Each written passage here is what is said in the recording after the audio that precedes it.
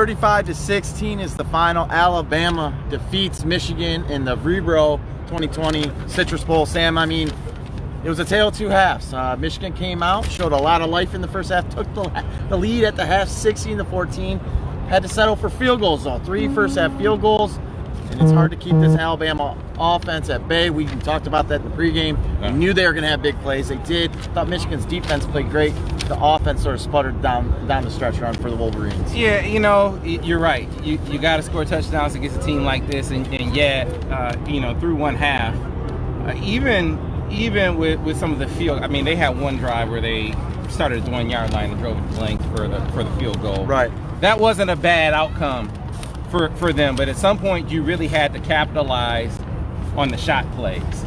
If you want to look at the biggest difference in the game, to me, it was that Alabama was able to capitalize on, deep plays down the football field, which you would expect when you have 3 first-round draft pick receivers on your squad.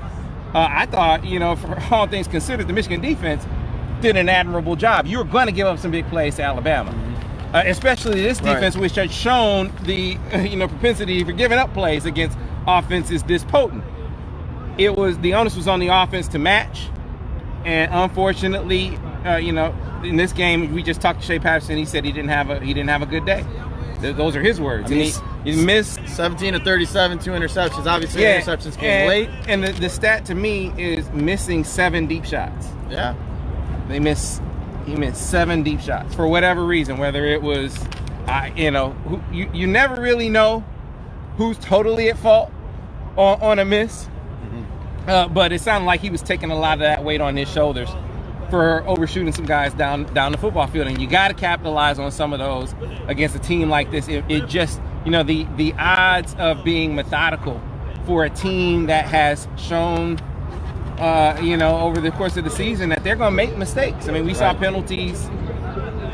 Are you going to be able to do 12-play drives consistently against a team like this? The answer today was no. The Michigan, it's like offensively, they were more methodical, where Alabama was big play after big play, opened up with the Jerry Jeudy. I mean, but look, Michigan ran the football fairly effectively. And I was going to get to that, Sam. Yeah. That's what I want to get to next. But hold on.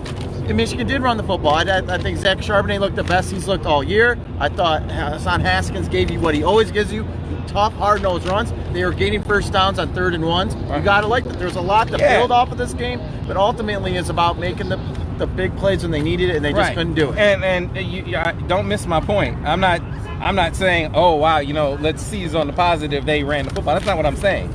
I'm saying, Michigan did a good job of running the football effectively enough to, like you said, set up some prime 3rd down opportunities. They were 8 for 15 at one point. Bama was 0 for 5. And so they were doing better in 3rd down situations than Bama.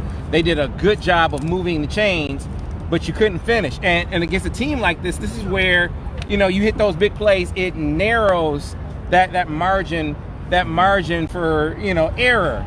You don't have as much room in when it comes to, playing mistake-free football as when you try to go 12, 13 plays all the time. So Bama didn't have to do that because they hit some big plays down the football field. And, here's where if you're the coaching staff, you can look at it and say, look, the plays were there. I agree. The plays were Gotta there. Execute. The plays were there. So moving forward, can you execute those plays better? That has to be what they seized upon coming out of this game, because they had some shots down the field. They just missed them. And that, to me, was the difference in this game. Yeah, obviously, we could talk about other things. I thought the penalty against Hutchinson was sort of suspect. I don't agree with it. It was very suspect. And then if you're going to call that. No, it wasn't just suspect. It was a horrible call. It was a horrible call. And then you don't make the call against Ronnie Bell when he gets clearly hit in the head. And, of course, that you knew as soon as the Hutchinson gets the that led to a touchdown. Led to a touchdown. So you're letting Bama right back in the game, especially when Michigan had all the momentum at that moment. Right, and there's always little things that led to a touchdown, and yet Michigan is up at the half. They had a lead, they had opportunities, and they weren't able to capitalize on the opportunities that were there for them. Moving forward, obviously the season's over. 2019 is in the books. We are now in the 2020. It's New Year's Day. What does Michigan have to do to start competing and winning these games next season? Because obviously people are getting frustrated. It's year 6 going into the Harbaugh era. now it's time to see more results, right? Yeah, people want to see absolutely. the big wins against the big teams. Again, this is another loss against a top 15, a top 15 ranked opponent in a neutral site or a road Look, game. I think offensively, schematically, they're on the right track. I mean, you have got to have a potent scheme. And I think the scheme that they're running now is the most potent out there. Right. You see the top teams in the country doing what they do, and you saw they can move the football. Yeah, they you can. see, you saw the plays were there. You just got to be able to hit on those. Defensively, let's look to see what happens staff-wise, because I feel like you're going to have a situation where you got some turnover again that you have to fill in the gaps.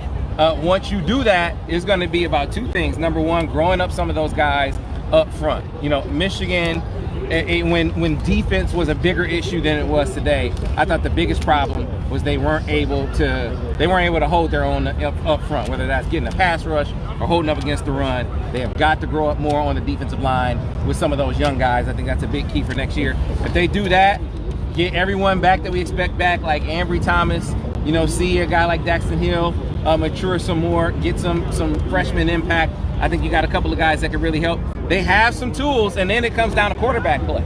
And we can talk about that for all night. Yeah, it comes down to quarterback play. Plays were there. Are you going to be able to get a guy ready to be able to execute the offense now that everyone around him should be up to speed in the offense? Well, we'll find out if it's Milton or McCaffrey. Stay tuned. That's going to wrap up our coverage for 2019. More to come, though. We'll be covering it in the spring. Always stay tuned on themichiganinsider.com.